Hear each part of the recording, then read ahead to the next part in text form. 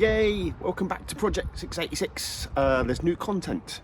Actually, this is old content because I recorded this a few months ago, but I've been away recording for the new YouTube channel, which will launch later on this year. And I've finally got round to editing this together, so enjoy.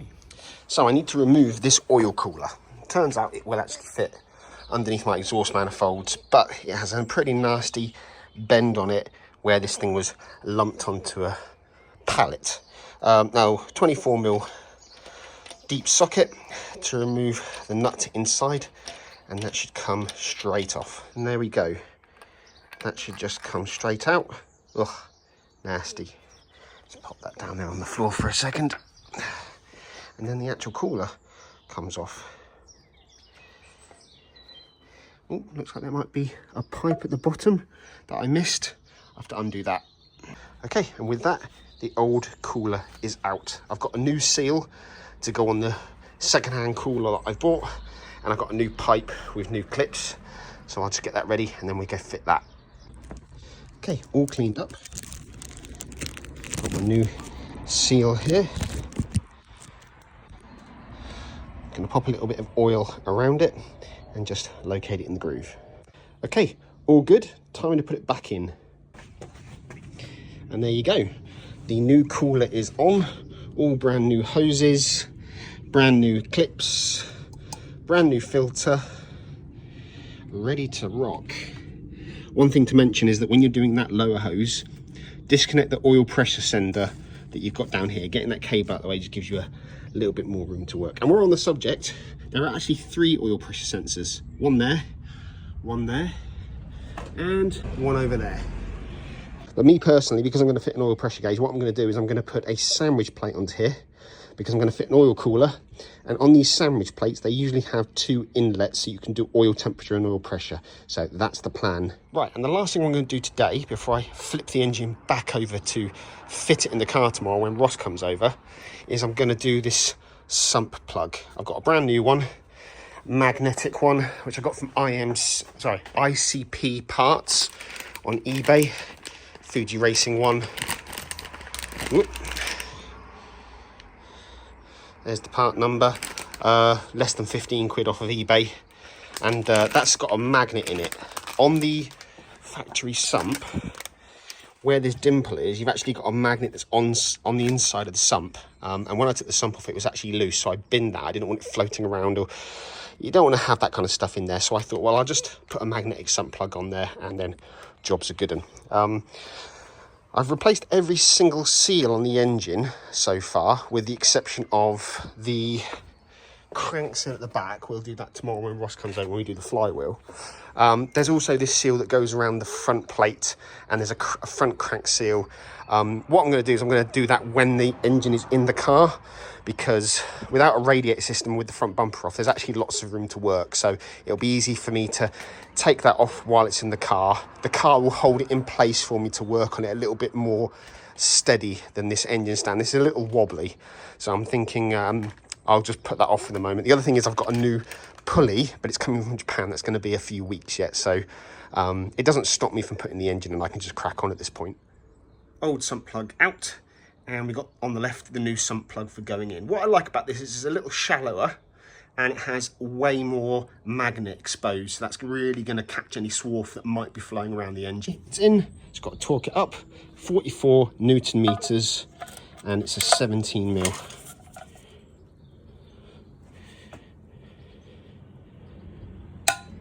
There we go. Right, so we're pretty much ready to put it in the car tomorrow. Gearbox is all set up, got a Power Flex bush in there. I've got a new release bearing. I've got an uprated pivot point. Everything has been fitted with new clips. Everything's been cleaned. Everything's been greased. So that's pretty much ready to go in. All I've got to do is remove, I think I'm going to have to remove the shifter so that it can go up into the transmission a ton a little easier. I've got new earth straps, as you can see, on both sides. That's all ready to go in.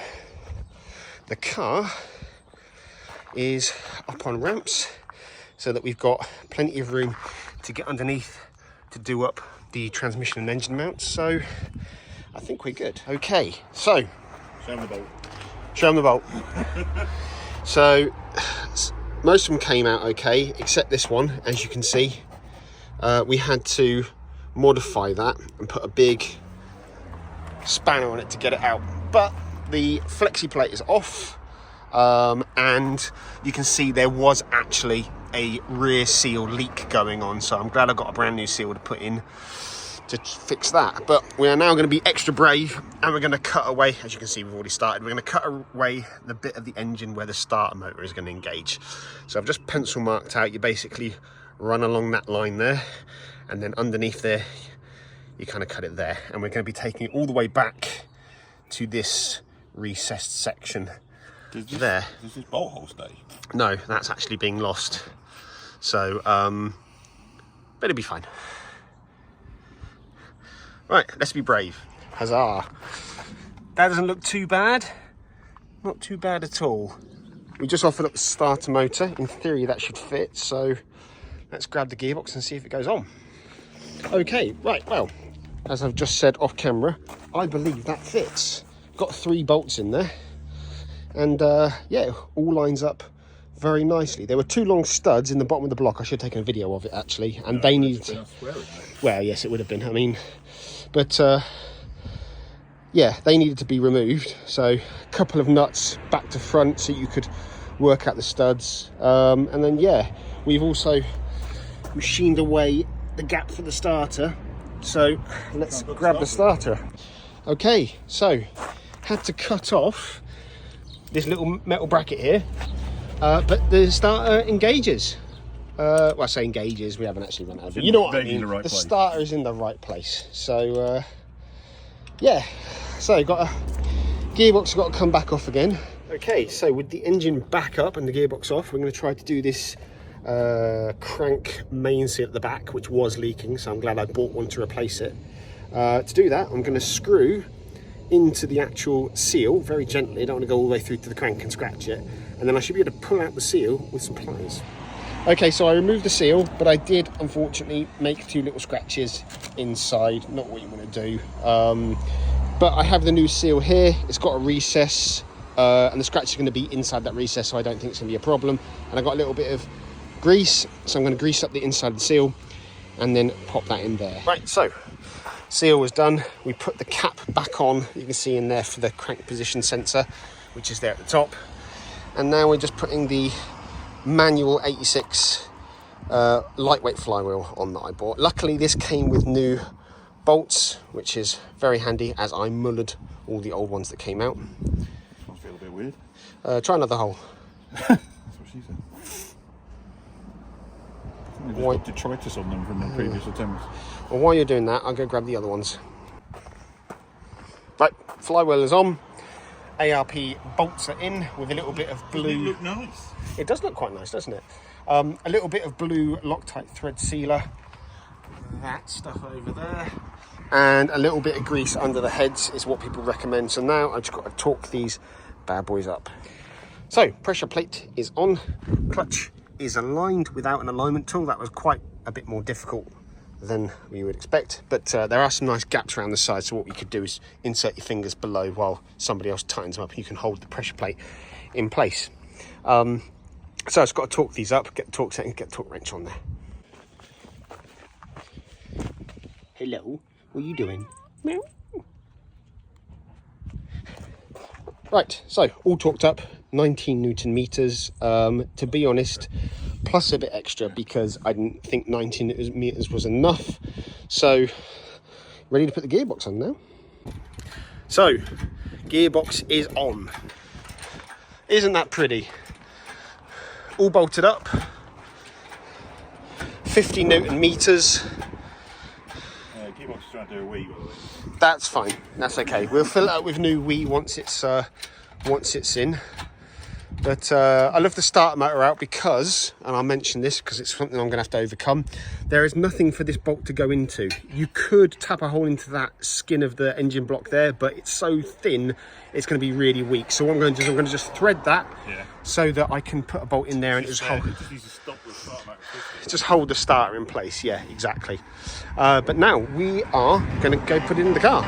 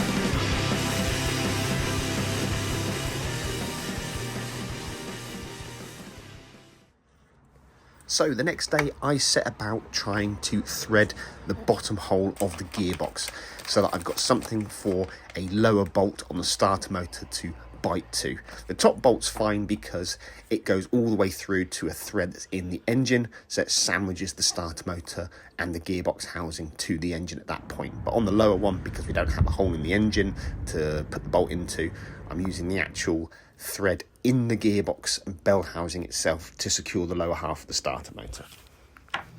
And that is pretty much where I got to with the car before I decided to gallivant off and ride motorcycles across the Alps for the new channel. But let me show you where we got to with it.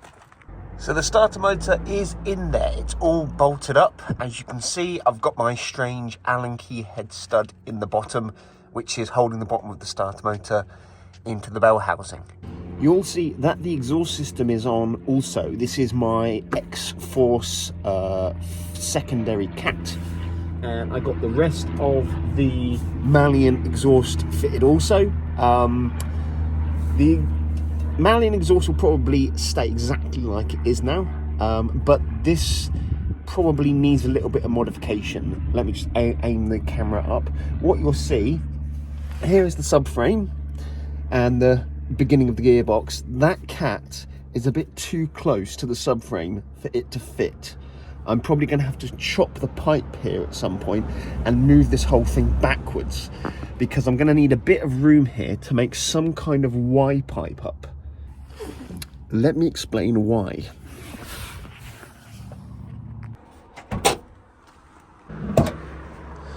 Ah, beautiful. So as you can see, it does fit like a glove, but there is hardly any room there whatsoever. Let me get underneath and show you how much space is going to be an issue here. Okay, so you can see the exhaust ports there on both sides, very close to the subframe. If I actually bring the camera around, you can see this is the gap here in the subframe where the exhaust system goes from stock. Now the the 6-cylinder engine sits a bit further back than the 4-cylinder FA20, so that space is reduced.